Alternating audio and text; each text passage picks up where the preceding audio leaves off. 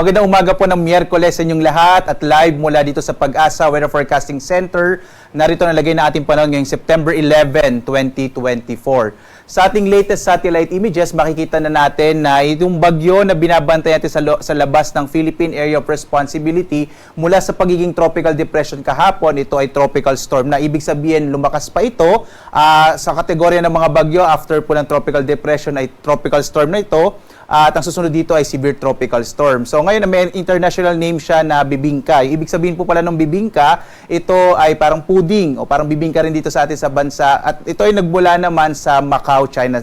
Ito po yung nagbigay ng pangalan nitong bagyong ito.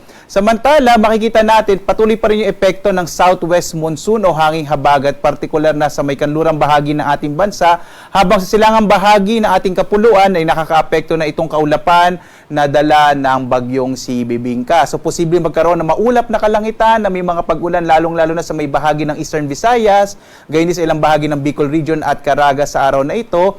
At posible nga sa pagkilos ng bagyong Bibingka pa hilagang kanluran ay posible nito mapalakas yung hanging habagat. Pero ngayong araw, malaking bahagi pa rin ng ating bansa ay makakaranas ng generally fair weather, pero posible pa rin yung mga isolated o pulupulong pag-ulan, pagkulog sa hapon hanggang sa gabi. May mga pag-ulan din tayo sa mga madaling araw. Yan po ay isa sa mga karakteristik ng southwest monsoon o hanging habagat. So makikita natin dito sa may bahagi ng Mindanao, generally fair weather din tayo at sa ilang bahagi ng Luzon.